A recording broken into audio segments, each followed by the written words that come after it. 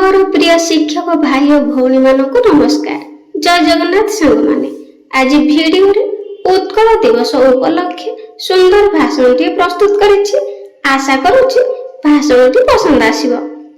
सम्माननीय सभापति महोदय तथा मोर सहकर्मी शिक्षक भाई और भौणी माने एवं मोर सम्मुखरे बसिथिबा स्नेहर छात्र छात्री माने आज सुपवित्र उत्कल दिवस उपलक्षे समस्त अनेक अनेक शुभेच्छा और शुभकामना जनाई मोर वक्तव्य आरंभ करुछि। आज होछि एप्रिल मास 1 तारिख उत्कल दिवस 1936 मसीहार ठीक आजिकार दिनटी आम पाई थिला अत्यंत सौभाग्य तथा गौरवर दिन। से पवित्र स्मृति को उज्जीवित कर रखिबाकू आज ए दिवसर सृष्टि ए उत्कलर अतीत अत्यंत गौरवमय अटे। उत्कृष्ट कलार देश भावे ए उत्कल थिला सुविदित। एहार सभ्यता संस्कृति और परंपरा थिला अतुलनीय। प्राकृतिक संपद धनरत्न आदि रे भरपूर थिला ए उत्कलर माटी। शह शह वीर पुरुषों को जन्म दे ए माटी होइथिला धन्य। समग्र विश्व रे ए माटी उड़ाउथिला विजयर बाना। सेथिपई कपिल संहिता रे कहा जाईछि पृथ्वी रे भारत श्रेष्ठ। भारत रे उत्कल ख्यात।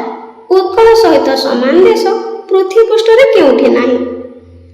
किंतु हठात दिने उत्कलर माटी रे घोटी आसीथिला दुर्दिनर कला बादल। ओडिशार शेष स्वाधीन हिंदू राजा मुकुंद देव 1568 मसीह युद्ध रे निहत हेबा परे ओडिशार अवस्था शोचनीय होई गेला। तापर बहुत दिन धरी अफगान मरहटा और इंग्रेज आदि पराधीनतार रजुरे छंदी होई रहिला। दिने तार भाषा संस्कृति वाणिज्य व्यवसाय धर्म और सामाजिक परंपरार श्री को उत्कल हराइबाकू लागिला। गंगा ठारू गोदावरी पर्यंत परिव्याप्त ए उत्कल खंड विखंडित हेबाकू लागिला। ओडिशा को भारतीय मानचित्र हटाइबाकू अपप्रयास करागला। किंतु वीर प्रसविनी आमर ए उत्कल माटी ता कोଳରେ जन्म नेइछन्ति केते स्वाधीन चेता महापुरुष तथा वीर पुरुष माने जहाको अविरत संघर्ष बଳରେ ए उत्कल पुणी निजକୁ संगठित କରି छेड़ा हेबाकू सक्षम हैला। जो वीर महापुरुष मानक जोगु एहा संभव होई परिला सेमानक मध्यरे अन्यतम हेउछन्ति उत्कल गौरव मधुसूदन दास।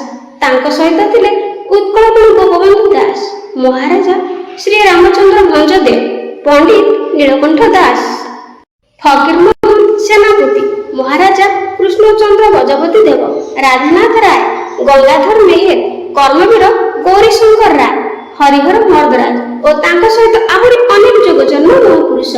एही महापुरुष मानक निरविच्छिन्न साधना और संघर्ष जोगु ओडिशा 1936 मसीहा एप्रिल मास 1 तारिख भारतर प्रथम भाषा भित्तिक राज्य रूपे ओडिशा पुनर्गठित हैला।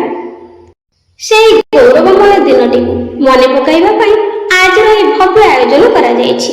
आज होछि आत्मसमीक्षार दिवस।